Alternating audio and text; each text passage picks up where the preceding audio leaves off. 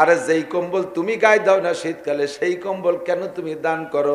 বলি থাকি না মাঝে মাঝে। কম্বল দেয় ইদানিং শীতের কম্বল, শীতের কম্বল দেয় ছাগলের জ্যাকেট। যা দেশে, যারে দেশে সে গায়ে দেয় না, কয়েকদিন পাপোশ বানাইছে, এরপরে ছাগল রে গায়ে দিয়ে দিছে, ছাগলের দুই মুদ্দে ভিজে ফেলাইছে, কয় তাড়াতাড়ি খুলিয়ে নেন, আন্ডায় ঠান্ডা লাগবে না, নিমুনিয়া হবে না। সে ছাগলের গায়ে খুলিয়ে নিয়ে ধুইয়ে পরে হাড়ি ধরা নেকড়া বানাইছে। এই দেশেন কম্বল 80 টাকা দামের কম্বল, আপনি নিজে কি তাই গায়ে দেন, ব্যবহার করেন? আপনি 7,000, 8,000, 10,000, 12,000 টাকা দামের বিদেশি কম্বল ব্যবহার করেন, গরিবরে কেন 80 টাকা দামের কম্বল দেন? যেই কম্বল আপনি ব্যবহার করবেন না সেইটা কেউরে দেবেন না। জাকাতের লুঙ্গি দেন, যেই লুঙ্গি আপনি ব্যবহার করেন না সেই লুঙ্গি দেন।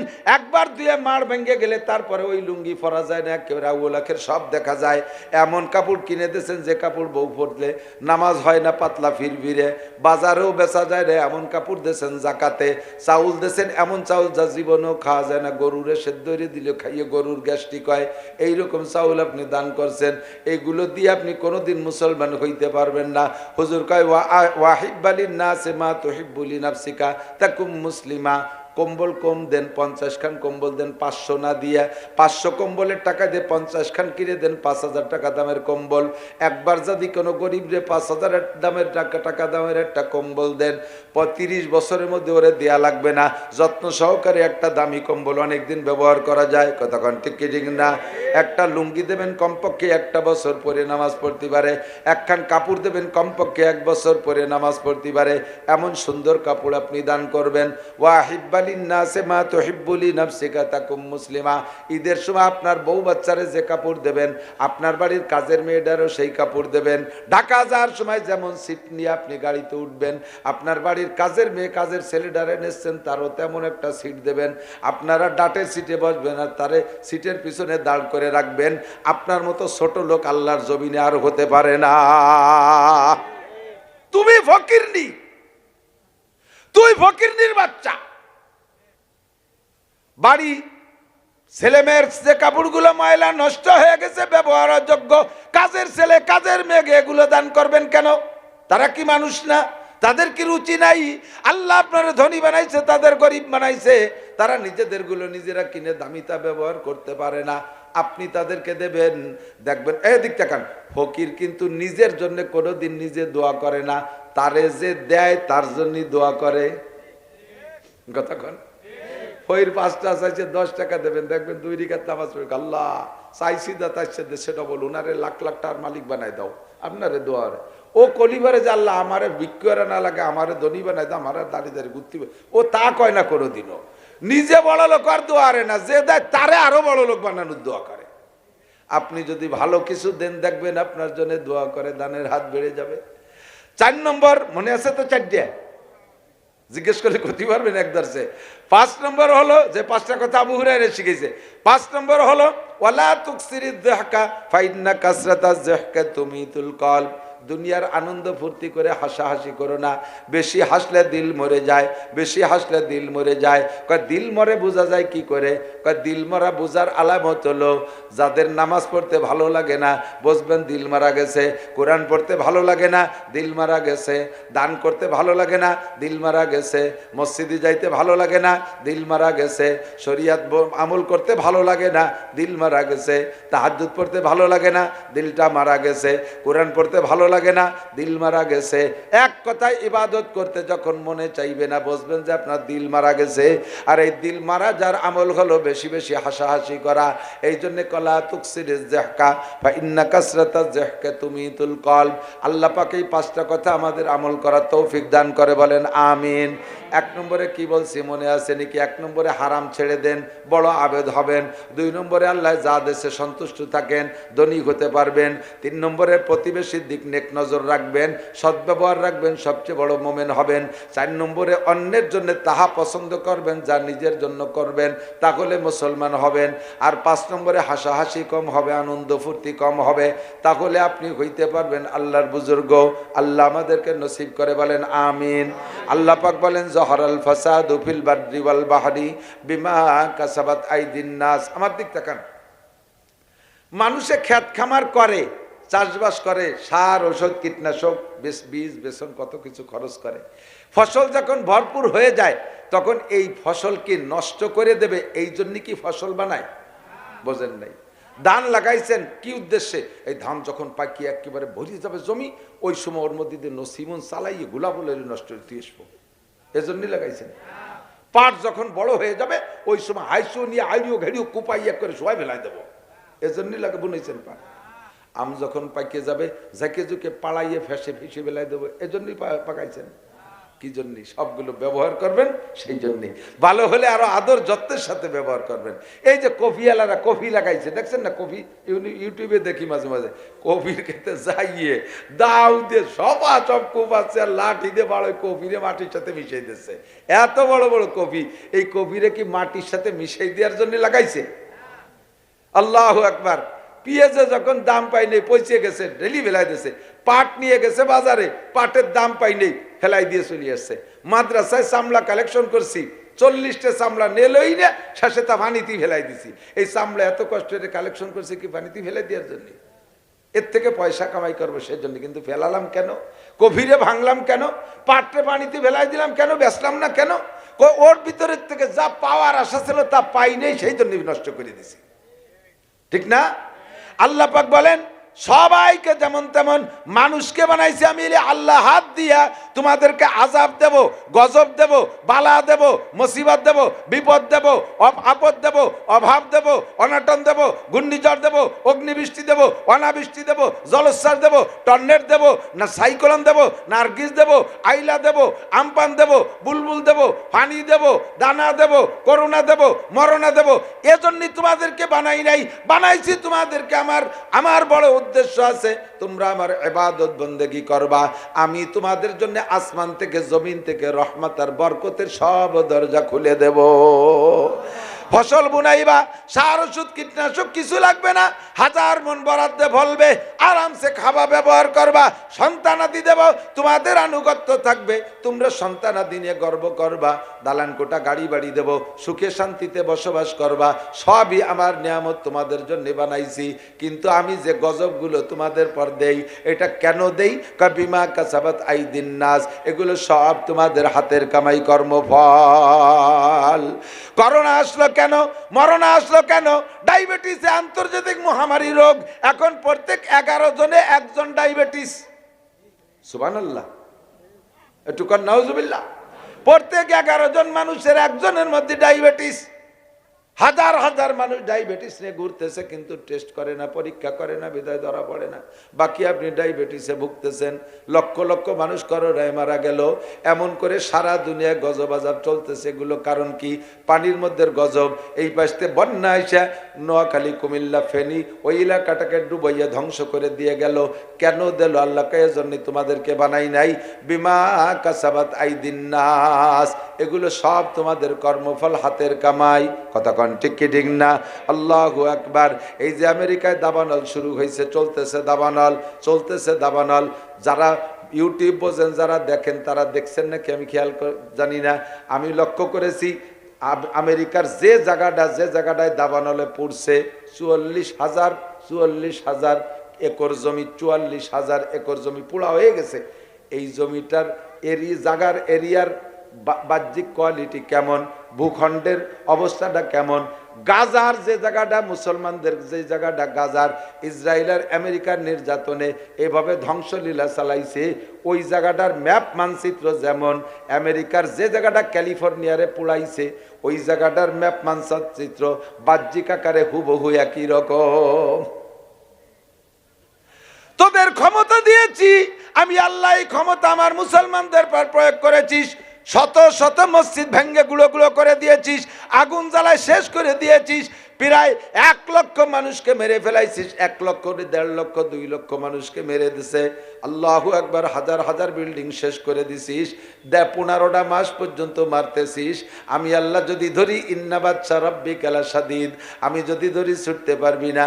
মাত্র 1 সপ্তাহের ভিতরে 15 মাস পর্যন্ত যে পরিমাণ ক্ষতি করেছিস, তার চাইতে কয়েক গুণ বেশি ক্ষতি করে দিতে পারি আমি আল্লাহ মাত্র 1 মুহূর্তের ভিতরে। জ্বালাইয়া পোড়াইয়া ভস্য করে দেশে, স্বীকার করে না। এগুলো সব প্রকৃতিরে দোষ দেয়। দোষ দেয় কারে? প্রকৃতিরে, নিজের আমলরে দোষ দেয় না। কোন তাই 7,000 দমকল বাহিনী চেষ্টা করে আগুন নিয়ন্ত্রণে আনতে পারতেছে না। অবশেষে জায়গা মতো চলে আসছে। আমরা ছোটবেলায়, আমি তখন তারাই ফুকরো মাদ্রাসায় পড়ি, ফুকরো মাদ্রাসা থেকে পূর্ব দিকে একটা বড় বাজার আছে, রামদিয়া বাজার, যাকে বলে কলেজ রামদিয়া, ব্যবসায়ীরা চেনেন কলেজ রামদিয়া। ফুকরোর থেকে বিলের ভিতর দিয়ে হেঁটে আসতাম। বিকেল বেলা বাজারে আসছি, ফুকরোর হাটে, তারা রামদের হাটে আসছি। বিকেলে যখন যাই, আমি আর ওই এলাকার একজন মুরব্বী, নাম তার মকু মজুমদার, মনে আছে, মুরব্বী মারা গেছে, আল্লাহ জান্নাতি করুক। আমরাই দুই চাচা ভাইয়ের বেটা যাইতেছি মাদ্রাসার দিকে। সাপলিডাঙ্গা নামক একটা জায়গা আছে, হিন্দু গ্রাম। এমন বেগে ঝড়, ওরে বাবা, মেঘের থেকে শীষ ধরিয়ে হাতির সুরের মতো নামাই দিয়ে এক পাক দিয়ে দিয়ে ঘর বাড়িগুলো কাগজের মতো উড়িয়ে নিয়ে যাচ্ছে। আমরা দুইজন যাবো কোন দিকে, ওর মধ্যে পড়লি তো আমাকে উড়িয়ে নিয়ে যাবে। দৌড়ই যাই উঠছি এক হিন্দু বাড়ি, হিন্দু বাড়ি উঠলি, যে বাড়ি উঠছি আমরা, আমাকে কায়দা দোয়া কালাম পড়তেছে, আর ওকে দোয়া ওরা ভরতেছে, হরি হরি রাম রাম কি কি যেন কইতেছে। এরপরে মূর্তির সামনে যে সেজদায় পড়ে যাচ্ছে, আশপাশ ভেঙ্গে গুঁড়ো গুঁড়ো হয়ে যাচ্ছে। পরে কোনো তাই সে ঝড় থামতেছে না, ওকে সব শেষ। এরপরে ওই বাড়ির মুরব্বী বুড়ি আমারে বলতেছে, বাবা তোমরা যেন কি করো একটু তাই করো দি, তোমরা যেন কি আরো কানে হাত দিয়ে যেন কি আরো, তা তো কথি করতেছে না। আমি বললাম যে আমরা যা করি তা করতে এলি ঘরের থেকে মূর্তি সবকটা বেলায় দিতে হবে। মহিলা বাসার তাকিদি সে মূর্তি ঠ্যাং ধরে ধরে উঠোনে চালিয়ে ফেলে দিছে। জুলানো মুলানো যে ছবি ছিল সব টাইনি টাইনি বাইরে ফেলাই দিছে। যখন ঘর খালি হয়েছে আমি দিলাম আজান, সত্যি এক আজান, দ্বিতীয় আজানে যাইতে যাইতে ঝড় চলে গেছে। বুড়ি বলতেছে, ভগবান তুমি বাঁচাইলি। এসে ভগবান বাঁচাইছে। পরে বলতেছে, বাবা তোমরা না হলে আমাকে ঘর থাকতো না। কিন্তু ইসলাম তো গ্রহণ করে না, হিদায়াত কপালে নাই। আমেরিকা পুরে ছাই হয়ে যাচ্ছে। লাস্টে যাইয়া স্থানীয় মেয়র যিনি, তিনি তবলিগওয়ালাদেরকে বলছে আপনারা সেটা আজান দেন। ওখানে আজান দিতে তবলিগওয়ালাকে ডেকে নিয়ে গেছে। তারা আজান দিচ্ছে, আস্তে আস্তে আল্লাহর রহমতে কমতেছে। এখনো তুমি বোঝো এটা খুদার গজব, এটা প্রকৃতির দোষ দাও না। প্রকৃতির মালিক কে? প্রকৃতির মালিক কে? আল্লাহ গজব দিয়ে ধ্বংস করে দিতে পারে পুরো আমেরিকা। যত বড় শক্তিশালী হও না কেন, ঠেকাও এই আগুন, ঠেকাও। যত ফায়ার ব্রিগেড ছিল সব ব্যবহার করে কোনো তাই কিছু করতে পারে নাই। উপর দিয়ে আগুন নিয়ন্ত্রণ করার পাউডার ছাড়তেছে হেলিকপ্টারে, তাও সে আগুন আরো বাড়ে, আগুন আরো বাড়ে, কোনো তাই ঠেকাইতে পারে না। জহারাল ফাসাদু ফিল বাররি ওয়াল বাহরি বিমা কাসাবাত আইদিন নাস। ফিলিস্তিনের মুসলমানদেরকে মারছো, গাজার মুসলমানদেরকে মারছো, লিবিয়ার লিবাননের মুসলমানদেরকে মারছো, কত বড় বড় ধর্মীয় নেতা, বড় বড় নেতাদেরকে শেষ করে দিয়েছো। আল্লাহ পাক দেখতেছে, আল্লাহকে আমি দেখি। ফামাহিলিল কাফিরিনা আমহিলহুম রুয়াইদা। আমি সুযোগ দিছি, উঠতে থাক, কত উপরে উঠতে পারিস ভালো করে জেনে নে। সানাস্তাদরিজুহুম মিন হাইসু লা ইয়ালামুন। আমি যখন ধর্ম মার শুরু করব, কোন দিক দিয়ে মায়ের আসবে বুঝতে পারবি না, খালি মরবি। এক জায়গার আগুন নিবে পারে না, আর এক জায়গা শুরু হয়ে যায় দায়দের মতো। গায়ে দেখেন যদি দায় দয়, ওষুধ লাগাইছেন এই জায়গায়, সাথে সাথে দেন যে কুকচির গুঁড়া আর খানি কুয়ে রয়েছে, সেই জায়গা মালুম মাতিতে বগলের মধ্যে আর এক জায়গা হয়ে গেছে। এক জায়গা ঠেকাতে ঠেকাতে আর এক জায়গা হয়ে যায়। আগুন লেগে গেছে এ বাগানে ও বাগানে সে বাগানে, লাগতে লাগতে লাগতে লাগতে 10টা পয়েন্টে এমন আগুন লাগা লাগছে। এই সিজনে আগুন লাগার কথা না, এটা হলো সন্ধ্যা, এটা হলো ঠান্ডার সিজন, এই সময় আগুন লাগার কথা না। খোদার গজবে শেষ কইরা দেছে। বাঙালি জাতি আমরাও বুঝি না, আমরাও ভাবি না, আমাদের একটু ভাবা দরকার আছে। আমাদের উপরে কিন্তু গজব আযাব কম আসতেছে না, এক এক সময় এক একটা নতুন নতুন করে আসতেছে। আমাদের রাজনৈতিক প্রেক্ষাপট যারা আমলিক করেন তারা একটু মাথায় নেন, আপনাদের এত বড় পরাজয় কি জন্যে? একটু চক্ষু বন্ধ করে ভেবে দেখেন, হাতের কামাই কম করছেন নাকি? হাতের অন্যায় কম করছেন নাকি? এখন যারা বিএনপি ক্ষমতায় আছেন, রাষ্ট্রীয় ক্ষমতায়, নির্বাচিত ক্ষমতায় না গেলেও আমলিগরে পরাজয় করে দিয়ে বিএনপি এখন মাঠে পাইতারা দিচ্ছে। আপনারাও কিন্তু কম করতেছেন না, সতর্ক হয়ে যান। আপনার সীমা লঙ্ঘন হয়ে গেলে কিন্তু আপনাকে আল্লাহ ধুলাই দেবে, সেই আল্লাহ এখন আছে না নাই? সাবধান, সতর্ক হয়ে যাও।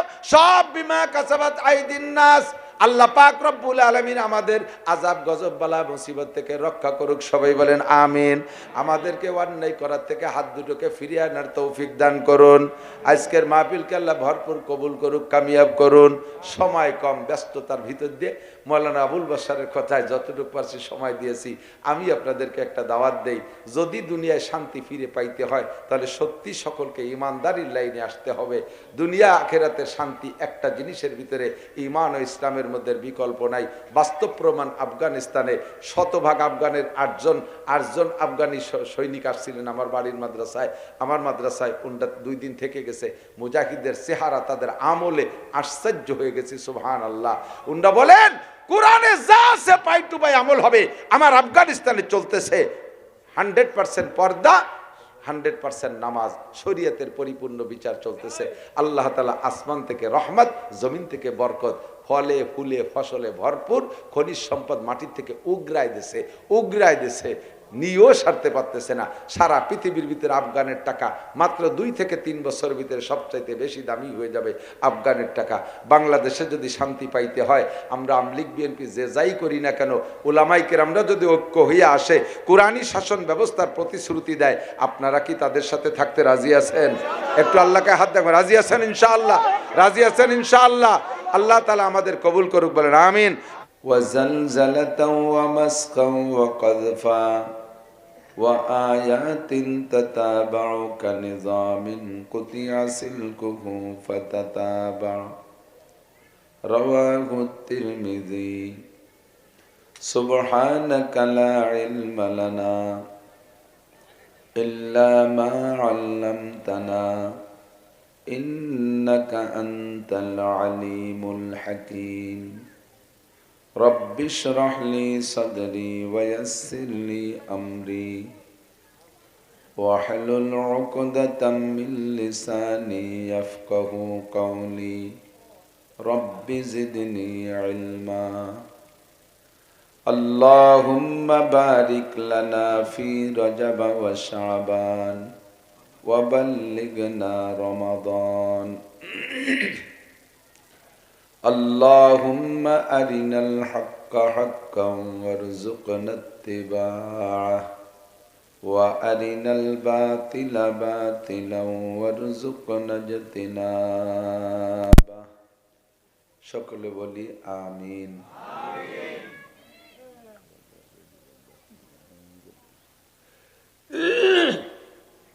একটু দুরূদ শরীফ পড়ি, দোয়া হবে। আল্লাহুম্মা সাল্লি আলা মুহাম্মাদিন ওয়া আলা আলি মুহাম্মাদ কামা সাল্লাইতা আলা ইব্রাহিম ওয়া আলা আলি ইব্রাহিম ইন্নাকা হামিদুম মাজিদ। আল্লাহুম্মা বারিক আলা মুহাম্মাদিন ওয়া আলা আলি মুহাম্মাদ كما باركت على إبراهيم وعلى آل إبراهيم إنك حميد مجيد।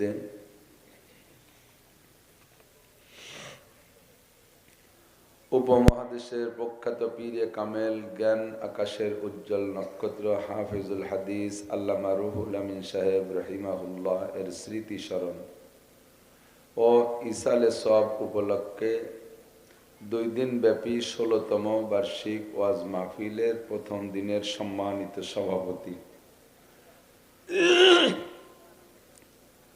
এতক্ষণ পর্যন্ত বয়ান করেছেন আহলে হক উলামায়ে কেরাম, এ অঞ্চলের উলামায়ে কেরাম, আইম্মায়ে মাসাজিদ, প্রাণপ্রিয় দেশবাসী, পর্দার আড়ালে বসে থাকা মা ও বোনেরা।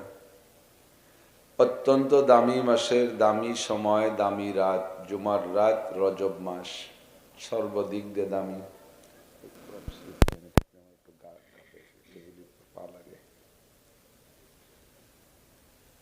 মোটামুটি শীতের রাত্রে এই অঞ্চলের হাজারো লাখো মানুষের মধ্য থেকে আল্লাহ পাক বাছাই ছাঁটাই করে আমাদেরকে কিছু হিদায়াতি কথা বলা এবং শোনার জন্য কোরআন সুন্নাহকে সামনে রেখে মানব জীবন দিলে একটা উমরার সওয়াব। একথা সত্য না মিথ্যা? সকলে জানেন। পরের জমি দখল করে খাইলে একটা হজের সওয়াব। সত্যি কইছি না মিথ্যা কইছি? মদ গাঁজা খাইলে নফল নামাজের নেকি, সব ভুল বলতেছি, ঠিক না? জানেন না এমন কোনো কথা নাই। শুধুমাত্র ওয়াজের উদ্দেশ্য হলো তাজা খাহি দাস তানগর দাগ হায় সিনারা গাহে গাহে বাজ খানি কিসায় পারিন্দা। আলোচনা করলে ঈমান বাড়ে, আমলের প্রতি মানুষের স্পৃহা বাড়ে। এজন্য আল্লাহ পাক নিজেই বলেছেন ওয়াদাক্কির, মানুষে জানে না তা না, জানা কথাগুলো তোমরা বারবার পুনরাবৃত্তি করো, আলোচনা করো। ফাইন্না যিকরা তানফাউল মুমিনিন, আলোচনা করলে মোমেনের ঈমান বাড়ে। একটু বলি সুবহানাল্লাহ। আলোচনা করলে ঈমান বাড়ে, আমলের প্রতি মানুষ উৎসাহিত হয়। আমিও জানি না তা না, অনেক কিছু জানি, অথচ আমাদের মুরব্বীরা যখন সেই বিষয়গুলো আলোচনা করে তখন ভিতরে আলাদা একটা জজবা আসে, আহা জানিও আমি আমল করি না, তাহলে এখন থেকে এই আমলগুলো করব। এজন্য ওলামাই কেরাম, বড় বড় আলেমরাও তার সে মুরব্বীদের কাছে বায়াত হয়, মুরিদ হয়, যে পীর সাহেব হুজুর বললে সেই কথাটার প্রতি গুরুত্ব বেশি আসে। এজন্যই আলোচনা। সারা রাত বয়ান করব, শুনবেন, কিন্তু মনে না রাখার ভিতরে কোনো ফায়দা নাই। দুই চারটে কথা হোক, একটা মাহফিল থেকে 10টা কথা মনে রাখবো ইনশাআল্লাহ। আজকে 15টা কথা মনে রাখবো, মনে থাকবে না ইনশাআল্লাহ? আমি আরবিতে বলবো, আপনারা বাংলায় বসবেন, বাংলাও বলবো, মনে রাখবেন ইনশাআল্লাহ। হুজুর আলাইহিস সালাতু ওয়াস সালাম সাহাবায়ে কিরামদেরকে নিয়ে বসে বললেন, কত ওয়াজ হুজুর করছেন, কত ওয়াজ করছেন, 30 পারা কোরআন শরীফ, নবী পাকের মতো বক্তা, হুজুরের মতো মুফাসসির, আর সাহাবায়ে কিরামদের মতো শ্রোতা। কন্ত কেমন একটা মজলিস, কেমন একটা ক্লাস। হুজুর কিছুই বলতে বাকি রাখেন নাই, সাহাবায়ে কেরামরা কিছু জানতে বাকি রাখেন নাই। হুজুর একদিন বলতেছেন, আমি 5টা কথা বলবো, কিটা মনে রাখবা? মাইয়াখুযু মিন্নি খামসা খিসাল, আমি 5টা চরিত্র গঠনের কথা বলবো। মাইয়াখুযু, আমার থেকে কে নিবে এই কথাগুলো? আর শর্ত হলো মাইয়াখুযু মিন্নি খামসা খিসাল ফায়ামালু বিহিন্না, নিজেও আমল করবা, ওয়া ইউআল্লিমু মাইয়ামালু বিহিন্না, আর যারা আমল করতে চায় তাদেরকে শিখাই দিবা। 2টা কাজ, একটা হলো নিজে আমল করবা, আর যারা আমল করতে চায় তাদেরকে শিখাই দিবা। হুজুর এই বলে বললেন। সাহাবায়ে কিরাম সব রেডি, তারা তো নেয়ার জন্য রেডি। হঠাৎ করে আবু হুরায়রা রাদিয়াল্লাহু তাআলা উনি অ্যাডভান্স থাকতেন, ফাকাম আবু হুরায়রা, আবু হুরায়রা আগে দাঁড়ায় গেছে। আনা ইয়া রাসূলুল্লাহ, হুজুর কথা 5টা আমি নেব। বাকিরা নেবেন না তা না, কিন্তু উনি যেদিন থেকে মুসলমান হয়েছে সেদিন থেকে হুজুরের কথাগুলো সংগ্রহ করার জন্য সবচাইতে বেশি প্রস্তুত থাকতেন। প্রথম দিক দিয়ে মনে থাকতো না, ভুলে যেতেন। একদিন হুজুরের কাছে এসে বলতেছে, হুজুর আমার তো, আপনারা কি খেয়াল করতেছেন? হুজুর আমার তো সব কথা মনে থাকে না, কি করি? হুজুর বললেন, তোমার চাদরটা বিছাই দাও। গায়ের চাদরটা বিছাই দিলেন, হুজুর ওর মধ্যে একটু থুক দিলেন, বুকের সাথে লাগাও। হযরত আবু হুরায়রা বুকের সাথে জড়িয়ে ধরলেন। তারপরে থেকে বলেন যে, হুজুর যা বলেছেন একটা কথা আমি ভুলি না। আমি আপনিও খেয়াল রাখবো, মনে রাখার জন্য খুব লক্ষ্য করে শুনলে মনে থাকে, লক্ষ্য করে না শুনলে কিন্তু মনে থাকে না। আর পড়া কথা বলতে গেলে কষ্ট হয়, আর শোনা কথা কিন্তু বলাও যায়, শোনা কথা মনে থাকে বেশি। 5টা কথা আমি এখানে বলে যাই, যেহেতু হাদিসটা আমি বলছি, ওরা আশেপাশে অনেক জায়গা বলছি, তারপর আবার স্মরণ করার জন্য, দেওয়ার জন্য বলি। হুজুর বললেন, কে আসো এই 5টা কথা নিবা, নিজে আমল করবা, অন্যকে শিখাই দিবা, তারাও আমল করবে। ফাকামা আবু হুরায়রা, দাঁড়িয়ে গেলেন আবু হুরায়রা। আবু হুরায়রা বলেন, ফাখাযা বিয়াদি, হুজুর আমার হাত ধরলেন। ফাআদ্দাহুন্না ফিহা, একটা হাতের মধ্যে 5টা আছে আঙ্গুল, এক একটা আঙ্গুলের সাথে হুজুর এক একটা মিলে মিলে বললেন। 1 নম্বরে বৃদ্ধাঙ্গুলটা ধরে বললেন, ইত্তাকিল মাহারিমা তাকুন আবাদান নাস।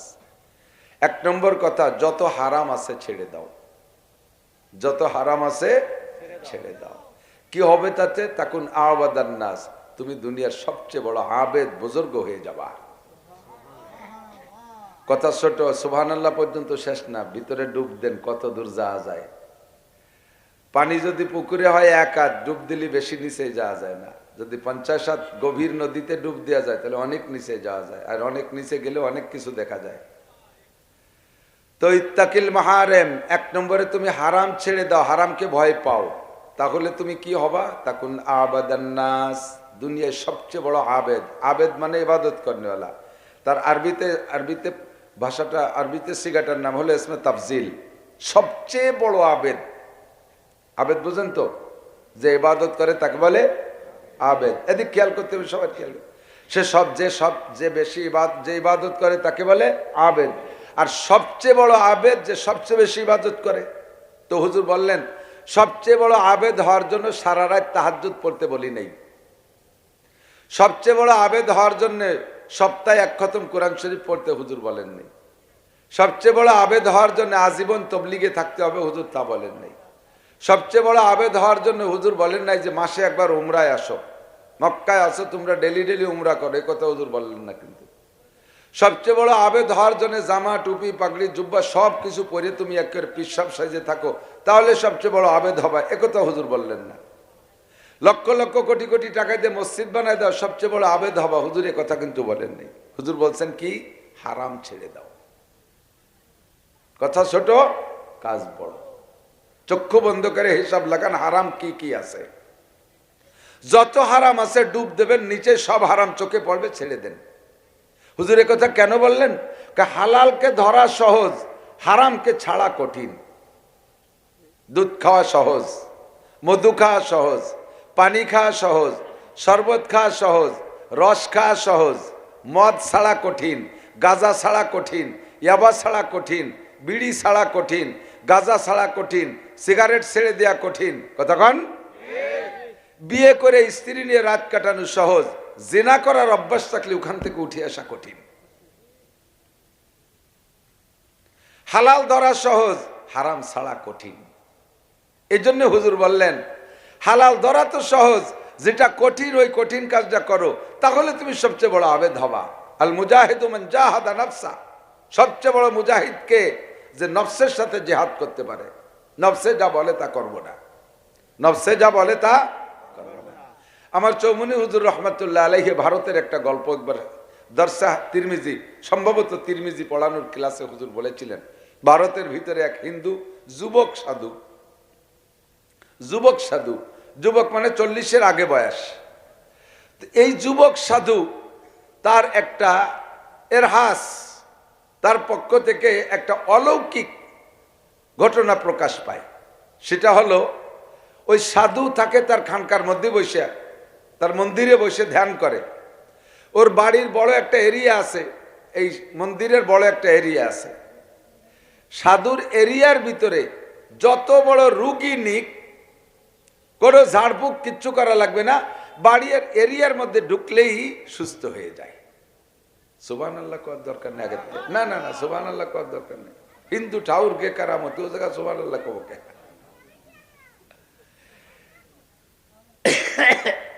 ওই এলাকায় তৎকালীন ভারতের ভিতরে সবচেয়ে বড় বুজুর্গ একজন, হাজার হাজার লক্ষ লক্ষ মুসলমান মুরিদ।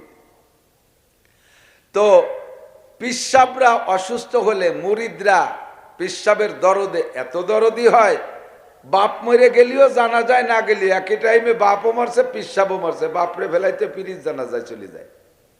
ভক্তরা কিন্তু পীর গিয়ে এত ভক্ত হয়, বাপরে লুঙ্গি না কিনে দিয়ে পীরির নামে মাহফিল হবে, সে জায়গা 10,000 5,000 টাকা চাঁদা দেয়। এরকম আছে না? তো পিসাব অসুস্থ হয়, প্রায় স্টক করে আর চিকিৎসা করে, ভালো হয়। আর এই স্টকের এক ধাক্কায় 10, 15, 20 দিন অসুস্থ থাকে। তো মুরিদরা বলতেছে হুজুর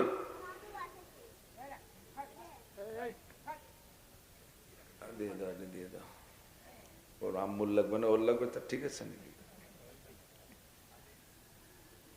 এবার পিসাবের এরিয়ার ভিতরে নিলে সুস্থ হয় যেহেতু ওই যে সাধুর, তো মুরিদরা পিসাবরে বলতেছে হুজুর এবার যদি আপনি অসুস্থ হন তাহলে আমরা কি একটু ঠাউর বাড়ি একটু নেবো আপনারে, এগুলা খান দি। তো পিসাব কয় আস্তাগফিরুল্লাহ, মরণ যদি এসেই যায় তাহলে আমার তো মরতেই হবে, তা আমি মরার ভয়ে বাঁচার জন্য ঠাউর বাড়ির এরিয়ায় যাব, যদি সে থেকে আমার হায়াত শেষ হয়ে যায়, সারা জীবন তোমাদেরকে ধর্ম প্রচার করলাম, এত সবক দিলাম, আর অবশেষে ঠাকুর বাড়ি যাইয়ে মরব মন্দিরের মধ্যে, কোনো অবস্থা তো নিবা না। তো হুজুরের এই কথার পর তারা রয়েছে। এরপরে হুজুর যখন ফিরে অজ্ঞান হয়ে গেছে, ওরা চিন্তা হচ্ছে বুড়ো তো বেহুশ, এই সুবাদে ওর মধ্যে একটু নেই, যদি হুশ হয়ে যায় থুয়ে চলে আসবো, আর বাপ খারাপ দেখলেই টেনিবার হয়ে নিয়ে আসবো। সত্যি এরিয়ার মধ্যে নেছে, নেয়ার পরে হুজুর যখন অজ্ঞান হয়েছে এরিয়ার মধ্যে নেয়ার সাথে সাথে হুজুর সুস্থ হয়ে গেছে। সুস্থ হলে ওরা ভেলাই তুই দৌড়ে চালিয়ে যে হুজুর রাগ করো, তুই ঠাউর বাড়ি কেন আনলি। তো ওরা চলে আসার পরে হুজুর যখন পূর্ণ সুস্থ, হুজুর বসে বসে ভাবতেছে ঘটনা কি, নামাজ পড়ি, রোজা রাখি, হজ করি, যাকাত দেই, এত ভালো কাজ করি, জিন্দেগিতে একটা মুস্তাহাব ছাড়ি না, আর একটা সগীরা গুনাহ পর্যন্ত করলাম না, হাজার হাজার মানুষকে ধর্ম প্রচার করলাম, তারপরে আমি এই কারামতি অর্জন করতে পারলাম না যে আমার বাড়ির এরিয়ার ভিতরে কোনো রুগী আনলি সুস্থ হয়ে যায়। আরে ঠাউরির কি কিরামতি, কেন এটা কিভাবে অর্জন করছে এটা আমার জানতে হবে, কৌতূহল জাগছে। হুজুর উঠা আস্তে আস্তে ঠাকুরের মন্দিরের মধ্যে গেছে, যাইয়া ঠাকুরের কাছে যখন দরজায় দাঁড়াইছে, ঠাকুর হুজুরে আগের থেকে চেনে, হুজুর ওরে না চিনলিও ঠাকুর হুজুরকে দেখে একেবারে ছোট হয়ে গেছে, বিনয়ের সাথে উঠে দাঁড়ায় চলে আসছে, হুজুরকে নমস্কার টমস্কার যাওয়াদের ভাষায় দেওয়া দরকার সব দিয়ে টিয়ে নিয়ে বসাইছে, বলে হুজুর বসবেন? জি আমি তোমার কাছে বসবো বলে আসছি। তো হুজুর ওকে সামনে নিয়ে বসছে, বসে বলতেছে বাবা একটা সত্য কথা বলবা? বলে জি হুজুর। তুমি এই যে যা অর্জন করছো, তোমার বাড়ির এরিয়ার ভিতরে অজ্ঞান রুগী আনলে হুশ হয়ে যায়, সুস্থ হয়ে যায়, এটা তুমি কিভাবে কি করো বলো তো? তো হুজুর এটা তো আমি জানি না, ভগবান জানে, ওরা যে ভাষায় কয় ভগবান জানে। তুমি করো কি বলো তো, তোমার আমল আখলাক কি? কয় যে হুজুর আমি তো এনে বসে থাকি। কয় না বলো আর কি করো? কয় যে ছাড়লেনি না যখন, তো একটা কথা বলি, সেটা হলো আমার মনে যা চায় তা আমি করি না, আর মন আর নফস কোনোদিনও ভালো কিছু চায় না। আমার এই মন্দিরের ভিতরে অনেক সুন্দরী মেয়েরা আসে, তাদের দিকে তাকাইতে মনে চায়, আমি তাকাই না। তাদের নিয়ে অনেক কিছু করতে আমার সুযোগ আছে, মনে চায়, আমি তা করি না। যত মনে যা চায়, মনটা আমি দেখছি, মনে কখনো ভালোটা চায় না।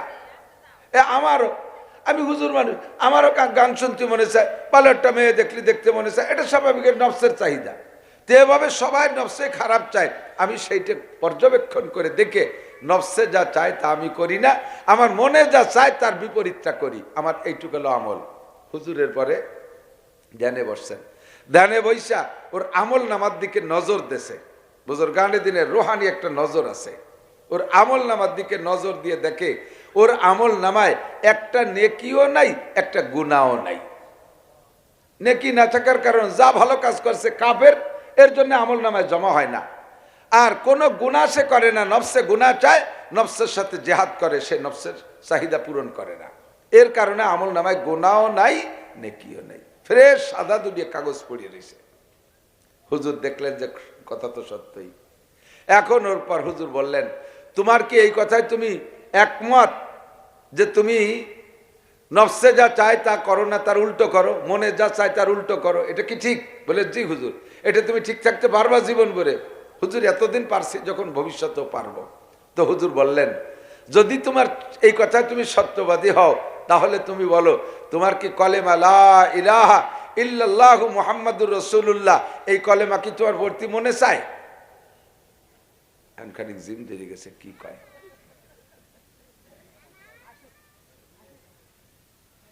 এত ছোট গে মাহফিলে আনতে হয় না, ওরা কেউ আজ কিচ্ছু বোঝে, ওরা ধ্যান ডিস্টার্ব করতেছে। এই কথা কতি গেলে তো আসিয়ে যায়, এই সাইজের ছোট গে মসজিদেও নীতি নেই। ওরা মসজিদের আদব বোঝে না, নামাজ বোঝে না, ওরা নিয়ম কানুন বোঝে না। আগে একদিন গেছি ব্যাসপুর, এক মসজিদে নামাজ পড়তেছি, আসরের নামাজ, ওইদিক মাহফিলে যাওয়ার সময় এক বুড়ো ওই সাইজের এক নাতি নিয়ে ঢুকছে। বুড়ো যখন রুকুতি গেছে, নাতিরে পটাতে চকলেট কিনে দিছে, ও চকলেটেরটা খুলিয়ে ও দাদারের সাথে, দাদা তুই খা। পাশে দুইজন, তারা তো হাসিয়ে কেল্লা বেল্লা বাদাই নিয়েছে। এরপরে দাদা নামাজের মধ্যে কি চকলেট খায় নাকি? খায় না, ও খাই ছাড়বে, এই কান্দা শুরু হচ্ছে। যখন দাদা রুকুতে দাঁড়াইছে, খায় না বলে লুঙ্গিটা ধরে ঝুলিয়ে ফুলিয়ে সে ছাতা গেছে খুলিয়ে।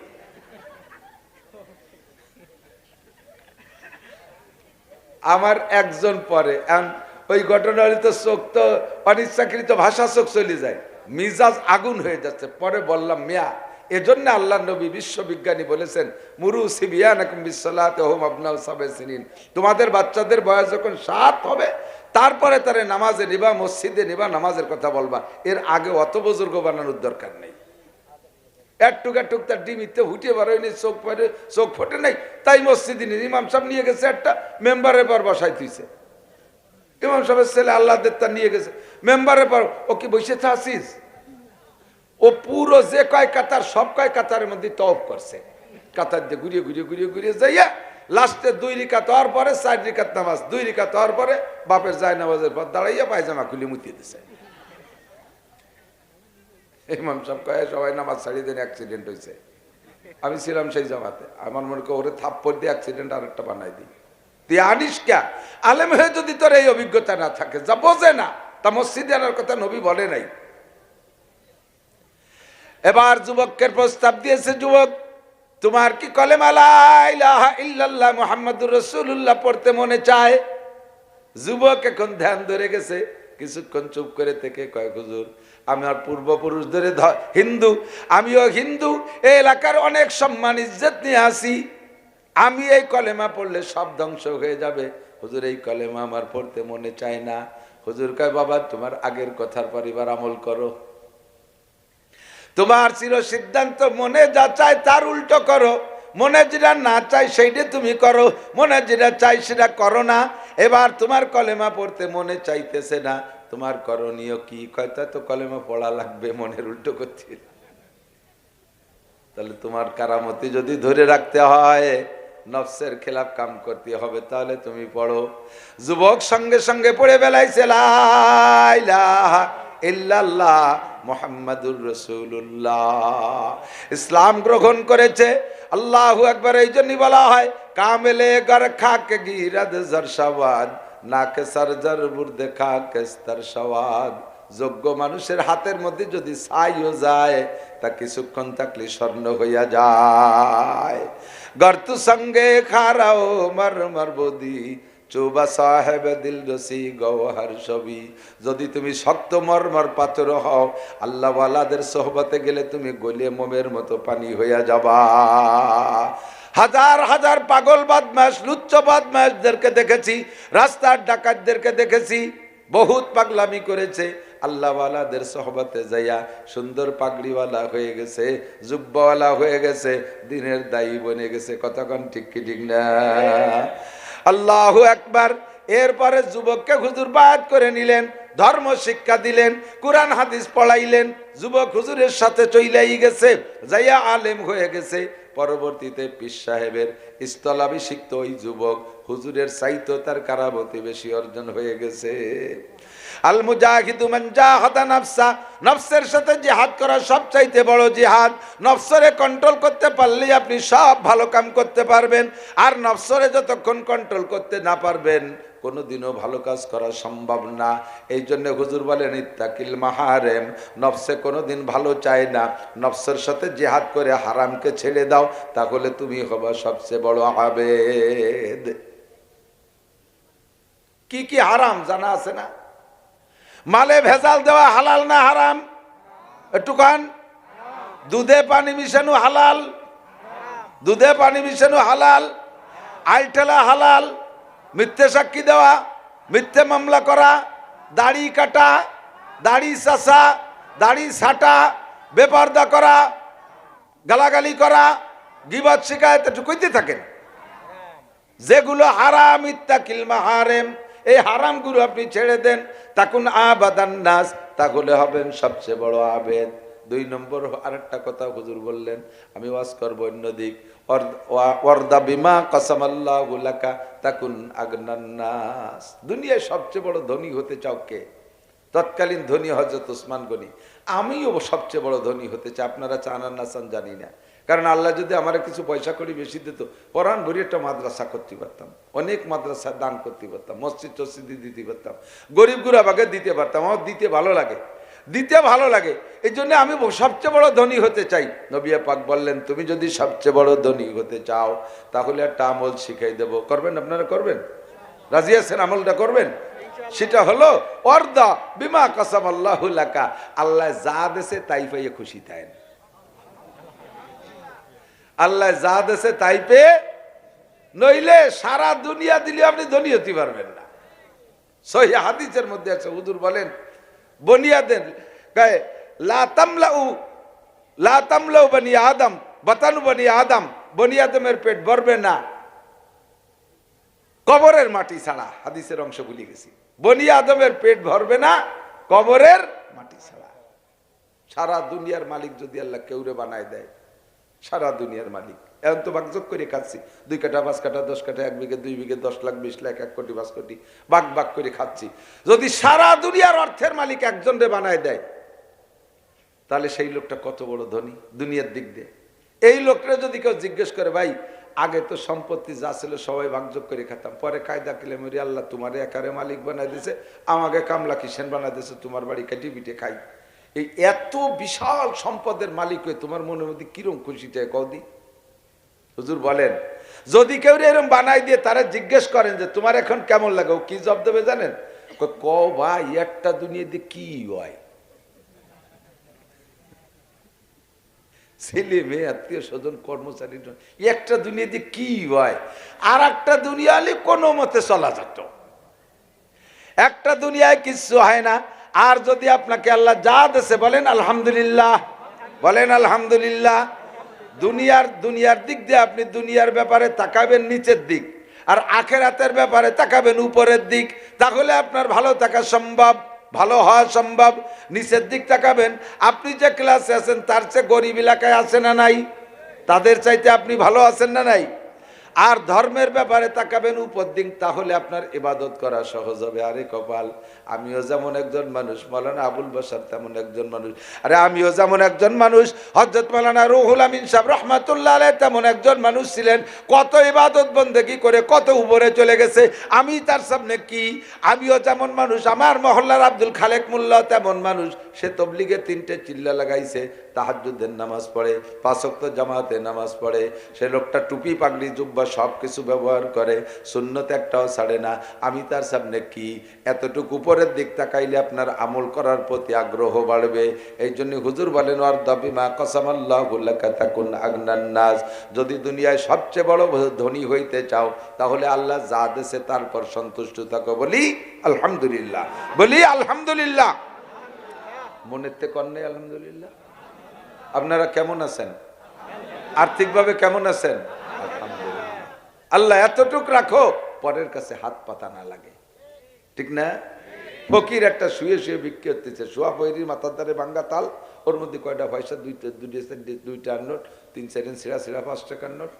এর মধ্যে একটা খোলা ফকির হাঁটতে পারে, ও বগলে বাঁশ বাঁধাইয়া ডাঙ্গাতে আইসে, ওর কাছে আইসে দেয় যে ও শুয়ে রয়েছে, ওর প্লেটে তেমন পয়সা করি নাই। আর এক আটা ফকির দোকানে দোকানে ঘুরে ঘুরে ভালোই কালেকশন করছে, আইসা ওর প্লেটের মধ্যে ওর ব্যাগের তে বারো 5টা টাকা দিয়ে দিচ্ছে। সাংবাদিকরা দেখে ছবি টবি তুলে ফেসবুকে দিয়ে দিয়েছিলাম, এই অজালো সেইতে শিখছি, তো ফেসবুকে দিয়ে দিছে। সাংবাদিকরা বলতে, তুমিও ফকির, ও ফকির, ফকিরে ভিক্ষে দেয় নাকি? তো ওই ফকির বলতেছে, আমার ভাই শোয়া ফকির, মানুষে ফকির দেখলি সাধ্য অনুযায়ী এড়াই চলো, ওর কাছে খুব একটা আসে না। আমার তো ঠ্যাং একখান ভালো আছে, একখান খোলা বাস বাঁধায় হাঁটতে পারি, আমার ভাই মোটেই হাঁটতে পারে না। আমি 12 দুয়ার ঘুরিয়ে ঘুরিয়ে কেউ না দিতে চাইলে তার পিছনে 10 কদম দৌড়াইয়া কালেকশন করে নিয়ে আসছি, ওর সে আল্লাহ আমারে বেশি দিয়েছে, আমার ভিক্ষের একটা জাকাত আছে, তো তাই আমার বাইরে 5 টাকা দিয়ে গেলাম। বহুত বড় লোক, লাখ লাখ কোটি কোটি টাকা দোকানে নিয়ে পুঁজি নিয়ে বসে আছে, ব্যবসা করতেছে। সকালবেলা ফকির যে যদি ভাত পথে, বাবা আমারে কিছু দেন, বাবা মাফ চাই, এখনো বনি করিনি, 60 করিনি, মাফ চাই। 5 টাকা দিলি হয়ে যায়, সেখানে মাফ চাই, হইরিও মাফ করে দেয়। তো দিলাম তোরে মাফ করে, তুই যেন দিনের মধ্যে 60 করতে না পারিস। আমিও আইছিলাম 60 করতে, আমি বললাম না, তো তুই না করলে আমার কি, কথা কর না কে? এমন দোয়া দিয়ে দিয়েছে, সকালে দোয়া আল্লাহ কবুল করে ফেলাইছে। দিন ভরে কাস্টমার আসে, অন্য দোকানে তো কিনে নিয়ে যায়, উনি বসে রয়েছে খালি হাতে। আল্লাহ তোমার মতো এইরকম বড় লোকের চাইতে ওই ফকির 1000 গুণে ভালো, ঠিক কি ঠিক না? দাঁড়াও সিকন্দার সে ও মর্দে ফকির আওলা, जिसकी फकीरी में बुए আসাদুল্লাহ হে। হাজার হাজার রাজা বাদশাদের চাইতে ওই ফকির আল্লাহর কাছে দামি, যেই ফকিরের জুলার মধ্যে থেকে আল্লাহ আল্লাহ জিকির বের হয়, যেই ফকিরের ভিক্ষার অংশ আর এক ফকিরের যাকাতের ভিতরে দিতে পারে, ওই ফকির আল্লাহর কাছে হাজার হাজার শিল্পপতি কোটিপতিদের চাইতে ভালো।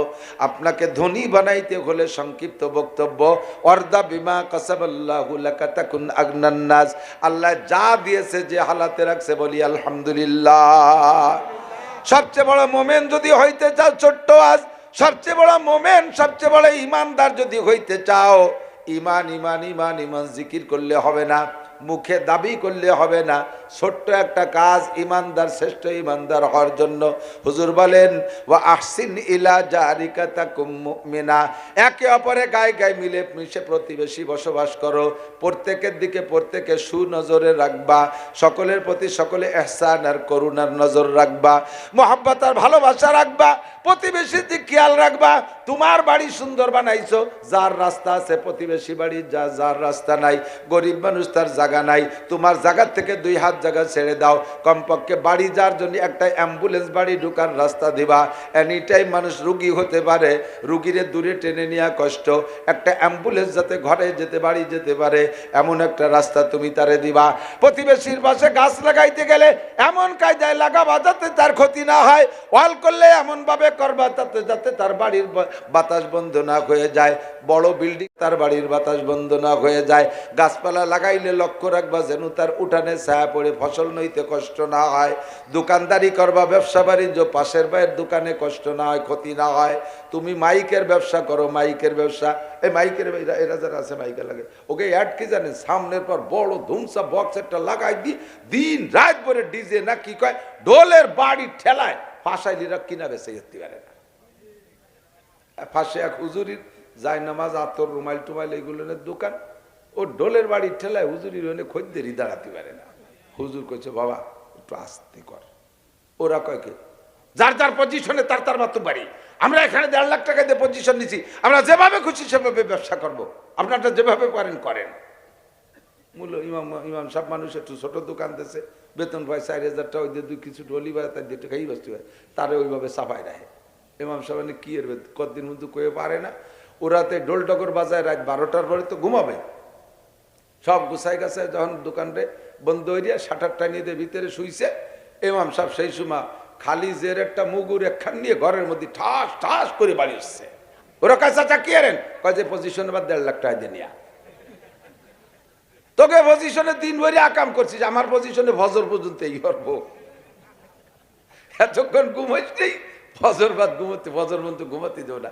দেহি শয়তানের দল মাইকির ব্যবসা কোয়ানে যায়।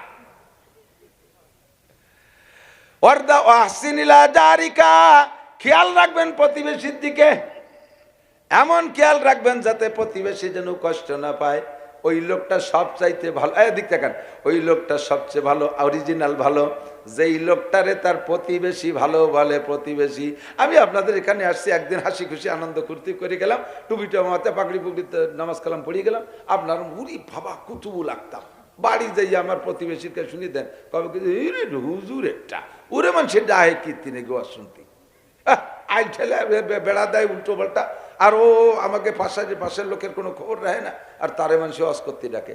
যদি এই কথা কয় আমার বাড়ির পাশের থেকে, তাহলে আমি ভালো মানুষ না।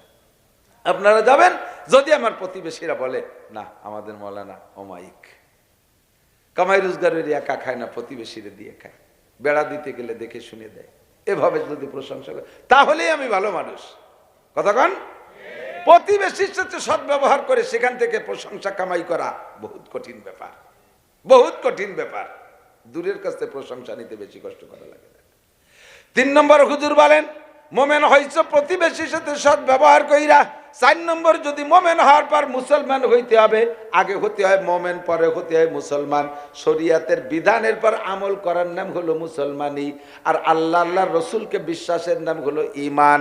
আপনি সবচেয়ে বড় মোমেন হয়ে গেছেন প্রতিবেশীর সাথে সদ্ব্যবহার কইরা। এবার সবচেয়ে বড় যদি মুসলমান হতে চান, হুজুর বলেন ওয়া আহিব্বা লিন্নাসি মা তুহিব্বু লিনাফসিকা তাকুম মুসলিমা।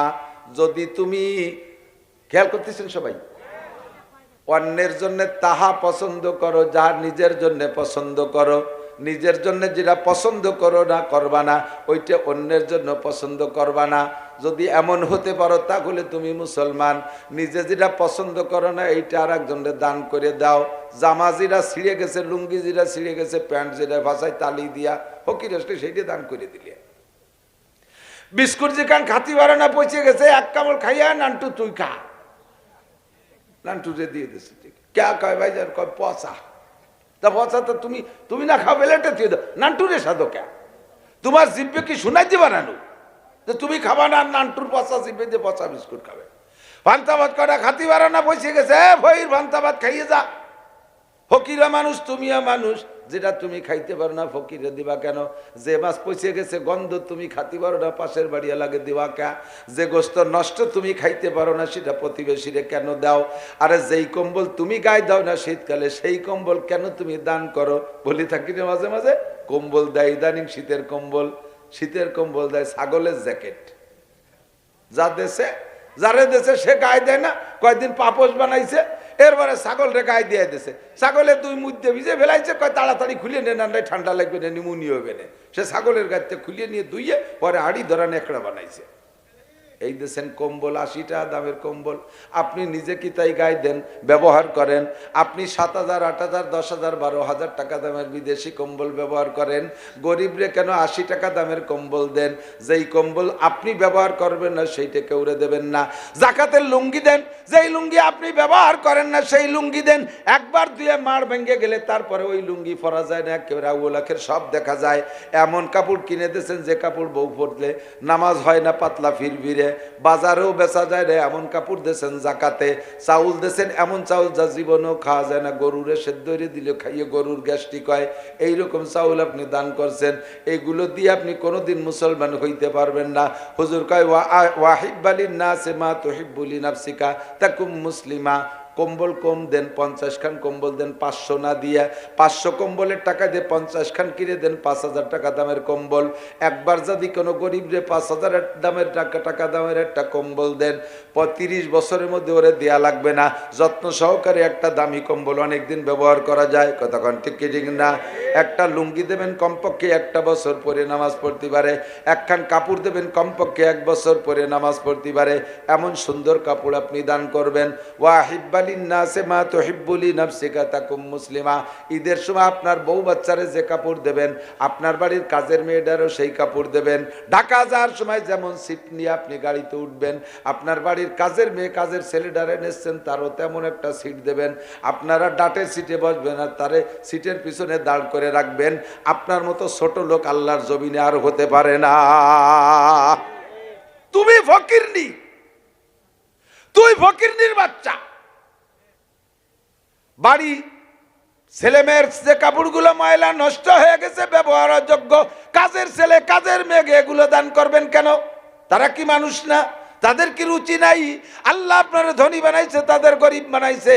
তারা নিজেদের গুলো নিজেরা কিনে দামিতা ব্যবহার করতে পারে না, আপনি তাদেরকে দেবেন। দেখবেন এদিক তাকান, ফকির কিন্তু নিজের জন্য কোনোদিন নিজে দোয়া করে না, তারে যে দেয় তার জন্যই দোয়া করে। কতক্ষণ ফকির 5টা চাইছে 10 টাকা দেবেন, দেখবেন 2 রিকাত নামাজ পড়ে আল্লাহ চাইছি দা তাইছে দেশে ডবল, উনারে লাখ লাখ টাকার মালিক বানাই দাও, আপনারে দোয়ার। ও কলিবারে যে আল্লাহ আমারে বিক্রি না লাগে, আমারে ধনী বানাই দাও, আমার দাঁড়িয়ে দাঁড়িয়ে ঘুরতে, ও তা কয় না কোনোদিনও। নিজে বড় লোক আর দোয়ারে না, যে দেয় তারে আরো বড় লোক বানানোর দোয়া করে। আপনি যদি ভালো কিছু দেন দেখবেন আপনার জন্য দোয়া করে, দানের হাত বেড়ে যাবে। 4 নম্বর মনে আছে তো? 4টা জিজ্ঞেস করে করতে পারবেন এক দর্শে। 5 নম্বর হলো যে 5টা কথা আবু হুরায়রা শিখেছে। 5 নম্বর হলো ওয়ালা তুকসিরিদ যাহকা ফাইন্না কাসরাতাজ যাহকা তুমিতুল কলব। দুনিয়ার আনন্দ ফুর্তি করে হাসাহাসি করো না, বেশি হাসলে দিল মরে যায়, বেশি হাসলে দিল মরে যায়। কয় দিল মরে বোঝা যায় কি করে? কয় দিল মরা বোঝার আলামত হলো যাদের নামাজ পড়তে ভালো লাগে না, বুঝবেন দিল মারা গেছে। কোরআন পড়তে ভালো লাগে না, দিল মারা গেছে। দান করতে ভালো লাগে না, দিল মারা গেছে। মসজিদে যাইতে ভালো লাগে না, দিল মারা গেছে। শরিয়াত আমল করতে ভালো লাগে না, দিল মারা গেছে। তাহাজ্জুদ পড়তে ভালো লাগে না, দিলটা মারা গেছে। কোরআন পড়তে ভালো লাগে না, দিল মারা গেছে। এক কথায় ইবাদত করতে যখন মনে চাইবে না, বুঝবেন যে আপনার দিল মারা গেছে। আর এই দিল মারা যার আমল হলো বেশি বেশি হাসাহাসি করা। এই জন্য কলা তুকসিরিজ যাহকা ফা ইন্না কাসরাতাজ যাহকা তুমিতুল কলব। আল্লাহ পাক এই 5টা কথা আমাদের আমল করার তৌফিক দান করে, বলেন আমিন।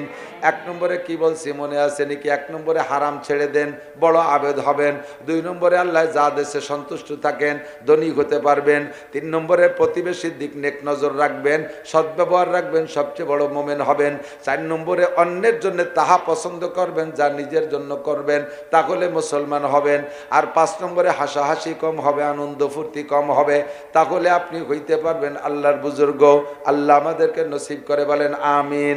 আল্লাহ পাক বলেন জহরাল ফাসাদু ফিল বাররি ওয়াল বাহরি বিমা কাসাবাত আইদিন নাস। আমার দিক তাকান, মানুষে ক্ষেত খামার করে, চাষবাস করে, সার ওষুধ কীটনাশক বীজ বেসন কত কিছু খরচ করে। ফসল যখন ভরপুর হয়ে যায় তখন এই ফসল কি নষ্ট করে দেবে, এই জন্য কি ফসল বানায়? বোঝেন নাই? ধান লাগাইছেন কি উদ্দেশ্যে? এই ধান যখন পাকিয়ে একেবারে ভরিয়ে যাবে জমি, ওই সময় ওর মধ্যে দিয়ে নসিমন চালাইয়ে গোলাপ নষ্ট করতে আসবো, এজন্যই লাগাইছেন। পাট যখন বড় হয়ে যাবে ওই সময় হাইসো নিয়ে আইড়িও ঘেড়িও কুপাইয়া করে সবাই ফেলাই দেবো, এজন্যই লাগে বুনেছেন পাট। আম যখন পাকিয়ে যাবে ঝাঁকে ঝুঁকে পাড়াইয়ে ফেসে ফেসে বেলায় দেবো, এজন্যই পাকাইছেন। কি জন্য? সবগুলো ব্যবহার করবেন সেই জন্যই। ভালো হলে আরো আদর যত্নের সাথে ব্যবহার করবেন। এই যে কফিওয়ালারা কফি লাগাইছে, দেখছেন না? কফি ইউটিউবে দেখি মাঝে মাঝে, কফির খেতে যাইয়ে দাও দিয়ে সব কূপ আছে আর লাঠি দিয়ে বড় কফিরে মাটির সাথে মিশাই দিচ্ছে। এত বড় বড় কফি, এই কফিরে কি মাটির সাথে মিশাই দেওয়ার জন্য লাগাইছে? আল্লাহু আকবার। পেঁয়াজে যখন দাম পাই নেই পচে গেছে, ডেলি ফেলাই দিয়েছে। পাট নিয়ে গেছে বাজারে, পাটের দাম পাই নেই, ফেলাই দিয়ে চলে আসছে। মাদ্রাসায় চামড়া কালেকশন করছি, 40টা চামড়া নেলই না, শেষে তা পানিতে ফেলাই দিছি। এই চামড়া এত কষ্ট করে কালেকশন করছি কি পানিতে ফেলাই দেওয়ার জন্য? এর থেকে পয়সা কামাই করবো সেজন্য, কিন্তু ফেলালাম কেন? কফিরে ভাঙলাম কেন? পাটে পানিতে ফেলাই দিলাম কেন? বেচলাম না কেন? ওর ভিতরের থেকে যা পাওয়ার আশা ছিল তা পাই নেই, সেই জন্য নষ্ট করে দিছি। ঠিক না? আল্লাহ পাক বলেন সবাইকে যেমন তেমন মানুষকে বানাইছি আমি, আল্লাহ হাত দিয়া তোমাদেরকে আযাব দেব, গজব দেব, বালা দেব, মুসিবত দেব, বিপদ দেব, আপদ দেব, অভাব দেব, অনটন দেব, ঘূর্ণিঝড় দেব, অগ্নিবৃষ্টি দেব, অনাবৃষ্টি দেব, জলোচ্ছ্বাস দেব, টর্নেড দেব, না সাইক্লোন দেব, নার্গিস দেব, আইলা দেব, আমপান দেব, বুলবুল দেব, পানি দেব, দানা দেব, করোনা দেব, মরণা দেব। এজন্যই তোমাদেরকে বানাই নাই, বানাইছি তোমাদেরকে আমার বড় উদ্দেশ্য আছে, তোমরা আমার ইবাদত বন্দেগী করবা। আমি তোমাদের জন্য আসমান থেকে জমিন থেকে রহমত আর বরকতের সব দরজা খুলে দেব। ফসল বুনাইবা, সার ওষুধ কীটনাশক কিছু লাগবে না, 1000 মন বরাদ্দে ফলবে, আরামসে খাবা, ব্যবহার করবা। সন্তানাদি দেব, তোমাদের আনুগত্য থাকবে, তোমরা সন্তানাদি নিয়ে গর্ব করবা। দালান কোটা গাড়ি বাড়ি দেব, সুখে শান্তিতে বসবাস করবা। সবই আমার নিয়ামত তোমাদের জন্য বানাইছি। কিন্তু আমি যে গজবগুলো তোমাদের পর দেই, এটা কেন দেই? বিমা কাসাবাত আইদিন নাস, এগুলো সব তোমাদের হাতের কামাই, কর্মফল। করোনা আসলো কেন? মরণ আসলো কেন? ডায়াবেটিস আন্তর্জাতিক মহামারী রোগ, এখন প্রত্যেক 11 জনে একজন ডায়াবেটিস। সুবহানাল্লাহ, একটু কর নাউজুবিল্লাহ। প্রত্যেক 11 জন মানুষের একজনের মধ্যে ডায়াবেটিস। হাজার হাজার মানুষ ডায়াবেটিস নিয়ে ঘুরতেছে, কিন্তু টেস্ট করে না, পরীক্ষা করে না, বিদায় ধরা পড়ে না। বাকি আপনি ডায়াবেটিসে ভুগতেছেন। লক্ষ লক্ষ মানুষ করোনায় মারা গেল। এমন করে সারা দুনিয়ায় গজব আযাব চলতেছে। এগুলো কারণ কি? পানির মধ্যে গজব। এই পাশে বন্যা এসে নোয়াখালী, কুমিল্লা, ফেনী ওই এলাকাটাকে ডুবাইয়া ধ্বংস করে দিয়ে গেল। কেন দিল? আল্লাহকে এজন্য তোমাদেরকে বানাই নাই। বিমা কাসাবাত আইদিন নাস, এগুলো সব তোমাদের কর্মফল, হাতের কামাই। কথা ঠিক কি ঠিক না? আল্লাহু আকবার। এই যে আমেরিকায় দাবানল শুরু হয়েছে, চলতেছে দাবানল, চলতেছে দাবানল।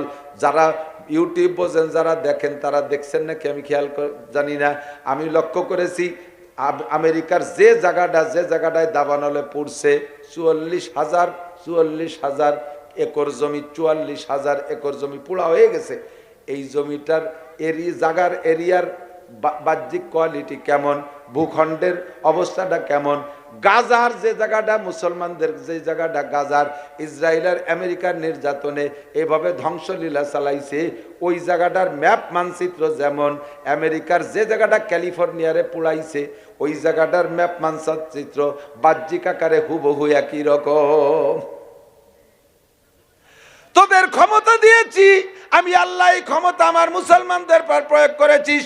শত শত মসজিদ ভেঙ্গে গুঁড়ো গুঁড়ো করে দিয়েছিস, আগুন জ্বালায় শেষ করে দিয়েছিস। প্রায় 1 লক্ষ মানুষকে মেরে ফেলাইছিস, 1 লক্ষ 1.5 লক্ষ 2 লক্ষ মানুষকে মেরে দিছে। আল্লাহু আকবার, হাজার হাজার বিল্ডিং শেষ করে দিছিস, 15টা মাস পর্যন্ত মারতেছিস।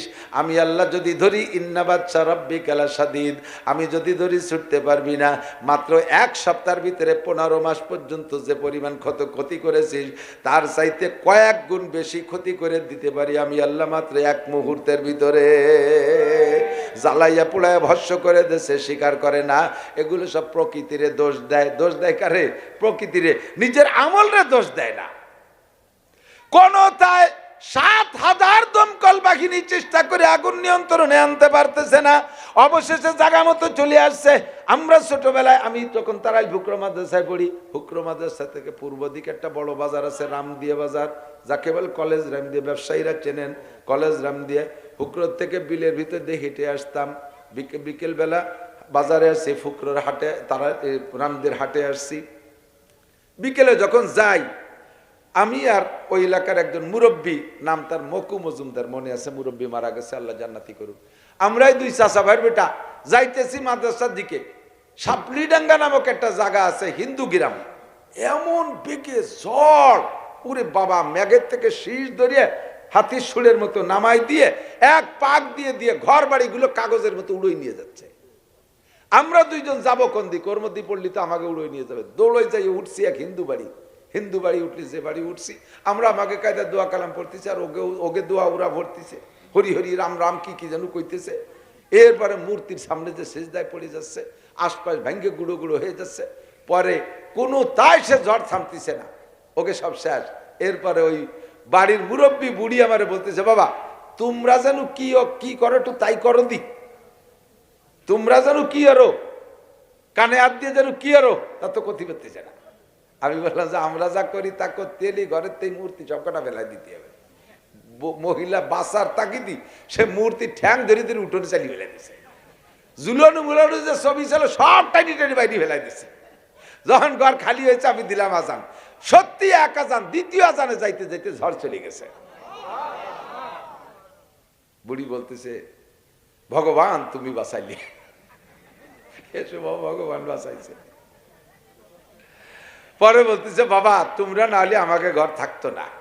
কিন্তু ইসলাম তো গ্রহণ করে না, হিদায়াত কপালে নাই। আমেরিকা পুড়ে ছাই হয়ে যাচ্ছে। লাস্টে যাইয়া স্থানীয় মেয়র যিনি, তিনি তবলিগওয়ালাদেরকে বলছে আপনারা সেটা আজান দেন। ওখানে আজান দিতে তবলিগওয়ালাকে ডেকে নিয়ে গেছে। তারা আজান দিচ্ছে, আস্তে আস্তে আল্লাহর রহমতে কমতেছে। এখনো তুমি বোঝো এটা খোদার গজব, এটা প্রকৃতির দোষ দাও না। প্রকৃতির মালিক কে? প্রকৃতির মালিক কে? আল্লাহ গজব দিয়ে ধ্বংস করে দিতে পারে পুরো আমেরিকা। যত বড় শক্তিশালী হও না কেন, ঠেকাও এই আগুন, ঠেকাও। যত ফায়ার ব্রিগেড ছিল সব ব্যবহার করে কোনো তাই কিছু করতে পারে নাই। উপর দিয়ে আগুন নিয়ন্ত্রণ করার পাউডার ছাড়তেছে হেলিকপ্টারে, তাও সে আগুন আরো বাড়ে, আগুন আরো বাড়ে, কোনো তাই ঠেকাইতে পারে না। জহারাল ফাসাদু ফিল বাররি ওয়াল বাহরি বিমা কাসাবাত আইদিন নাস। ফিলিস্তিনের মুসলমানদেরকে মারছো, গাজার মুসলমানদেরকে মারছো, লিবাননের মুসলমানদেরকে মারছো, কত বড় বড় ধর্মীয় নেতা, বড় বড় নেতাদেরকে শেষ করে দিয়েছো। আল্লাহ পাক দেখতেছে, আল্লাহকে আমি দেখি। ফামাহিলিল কাফিরিনা আমহিলহুম রুয়াইদা। আমি সুযোগ দিছি, উঠতে থাক, কত উপরে উঠতে পারিস ভালো করে জেনে নে। সানাস্তাদরিজুহুম মিন হাইসু লা ইয়ালামুন। আমি যখন ধর্ম মার শুরু করব, কোন দিক দিয়ে মায়ের আসবে বুঝতে পারবি না, খালি মরবি। এক জায়গার আগুন নিবে পারে না, আর এক জায়গা শুরু হয়ে যায় দায়দের মতো। গায়ে দেখেন যদি দায় দেয়, ওষুধ লাগাইছেন এই জায়গায়, সাথে সাথে দেন যে কুকচির গুঁড়ায় আর খানি হয়ে গেছে, সেই জায়গা মালুম মাতিতে বগলের মধ্যে আর এক জায়গা হয়ে গেছে। এক জায়গা ঠেকাতে ঠেকাতে আর এক জায়গা হয়ে যায়। আগুন লেগে গেছে এ বাগানে, ও বাগানে, সে বাগানে, লাগতে লাগতে লাগতে লাগতে 10টা পয়েন্টে এমন আগুন লাগা লাগছে। এই সিজনে আগুন লাগার কথা না, এটা হলো সন্ধ্যা, এটা হলো ঠান্ডার সিজন, এই সময় আগুন লাগার কথা না। খোদার গজবে শেষ কইরা দেছে। বাঙালি জাতি আমরাও বুঝি না, আমরাও ভাবি না, আমাদের একটু ভাবা দরকার আছে। আমাদের উপরে কিন্তু গজব আযাব কম আসতেছে না, এক এক সময় এক একটা নতুন নতুন করে আসতেছে। আমাদের রাজনৈতিক প্রেক্ষাপট যারা আমলিক করেন তারা একটু মাথায় নেন, আপনাদের এত বড় পরাজয় কি জন্যে? একটু চক্ষু বন্ধ করে ভেবে দেখেন, হাতের কামাই কম করছেন নাকি? হাতের অন্যায় কম করছেন নাকি? এখন যারা বিএনপি ক্ষমতায় আছেন, রাষ্ট্রীয় ক্ষমতায় নির্বাচিত নির্বাচিত ক্ষমতায় না গেলেও আমলিগরে পরাজয় করে দিয়ে বিএনপি এখন মাঠে পাইতারা দিচ্ছে, আপনারাও কিন্তু কম করতেছেন না। সতর্ক হয়ে যান, আপনার সীমা লঙ্ঘন হয়ে গেলে কিন্তু আপনাকে আল্লাহ ধুলাই দেবে। সেই আল্লাহ এখন আছে না নাই? সাবধান, সতর্ক হয়ে যাও। সব বিমা কাসাবাত আইদিন নাস। আল্লাহ পাক রব্বুল আলামিন আমাদের আযাব গজব বালা মুসিবত থেকে রক্ষা করুক। সবাই বলেন আমিন। আমাদেরকে অন্যায় করার থেকে হাত দুটোকে ফিরিয়ে আনার তৌফিক দান করুন। আজকের মাহফিলকে আল্লাহ ভরপুর কবুল করুক, কামিয়াব করুন। সময় কম, ব্যস্ততার ভিতর দিয়ে মৌলানা আবুল বাশারের কথায় যতটুকু পারছি সময় দিয়েছি। আমি আপনাদেরকে একটা দাওয়াত দেই, যদি দুনিয়ায় শান্তি ফিরে পাইতে হয় তাহলে সত্যি সকলকে ইমানদারির লাইনে আসতে হবে। দুনিয়া আখেরাতের শান্তি একটা জিনিসের ভিতরে, ঈমান ও ইসলামের মধ্যে বিকল্প নাই। বাস্তব প্রমাণ, আফগানিস্তানে শতভাগ আফগানের আটজন আফগানি সৈনিক আসছিলেন আমার বাড়ির মাদ্রাসায়। আমার মাদ্রাসায় উন্ডা 2 দিন থেকে গেছে। মুজাহিদের চেহারা, তাদের আমলে আশ্চর্য হয়ে গেছে। সুবহানাল্লাহ। উন্ডা বলেন কোরআনে যা আছে পাই টু পাই আমল হবে। আমার আফগানিস্তানে চলতেছে 100% পর্দা, 100% নামাজ, শরীয়তের পরিপূর্ণ বিচার চলতেছে। আল্লাহ তাআলা আসমান থেকে রহমত, জমিন থেকে বরকত, ফলে ফুলে ফসলে ভরপুর, খনিজ সম্পদ মাটির থেকে উগরায় দিছে। নিয়েও সারতে পারতেছে না। সারা পৃথিবীর ভিতরে আফগানের টাকা মাত্র 2 থেকে 3 বছরের ভিতরে সবচাইতে বেশি দামি হয়ে যাবে আফগানের টাকা। বাংলাদেশে যদি শান্তি পাইতে হয়, আমরা আমলিগ বিএনপি যে যাই করি না কেন, উলামায়ে কেরামরা যদি ঐক্য হইয়া আসে, কোরআনী শাসন ব্যবস্থার প্রতিশ্রুতি দেয়, আপনারা কি তাদের সাথে থাকতে রাজি আছেন? একটু আল্লাহকে হাত দেখো, রাজি আছেন ইনশাআল্লাহ? রাজি আছেন ইনশাআল্লাহ? আল্লাহ তাআলা আমাদের কবুল করুক, বলেন আমিন। বাংলার জমিনে আল্লাহ শান্তি ফিরে দিক, বলেন আমিন। 31শে জানুয়ারি, 1-2 ফেব্রুয়ারি উলামায়ে কিরামদের তত্ত্বাবধানে ইজতেমা। যাতায়াত সহজ হয়ে গেছে, পদ্মা সেতু আছে, গাড়িতে উঠে চলে যাবেন। আগের মতো বিড়ম্বনা নাই, আগে আগে যাবেন ইনশাআল্লাহ। আল্লাহ তাআলা আমাদের কবুল করুক, তৌফিক দান করুন। আগামীকালকে তো প্রোগ্রাম আছে। আজকে অল্প রাত্রে আপনারা ঘুমায় যাবেন, শেষ রাত্রে উঠবেন, তাহাজ্জুদ পড়বেন, ফজরের নামাজ পড়বেন। আগামীকালকের মাহফিলে আরো লোকজন নিয়ে এসে বসবেন ইনশাআল্লাহ। আল্লাহুম্মা সাল্লি আলা মুহাম্মাদি ওয়া আলা আলি সাইয়্যিদিনা মুহাম্মাদি ওয়া বারিক ওয়া সাল্লিম। জি, আল্লাহুম্মা সাল্লি আলা মুহাম্মাদি ওয়া আলা আলি সাইয়্যিদিনা মুহাম্মাদি ওয়া বারিক ওয়া সাল্লিম। আলহামদুলিল্লাহি রাব্বিল আলামিন, ওয়াস সালাতু ওয়াস সালামু আলা আশরাফিল আমবিয়াই ওয়াল মুরসালিন। ربنا ظلمنا أنفسنا وإن لم تغفر لنا وترحمنا لنكونن من الخاسرين ربنا فاغفر لنا ذنوبنا وكفر عنا سيئاتنا وتوفنا مع الأبرار। আয় আল্লাহ রাব্বুল আলামিন, তোমার শাহী দরবারে তোমার নেককার বান্দা বান্দীদেরকে নিয়া আমি মূর্খ আনপড় যা পারছি আলোচনা করেছি। আগে অনেক উলামায়ে কেরামরা অনেক সুন্দর সুন্দর কথা বলেছে। মালিক, অবশেষে তোমার কাছে হাত তুলেছি, আমাদের জীবনের সব গুনাহ খাতা এক্ষুনি মাফ করে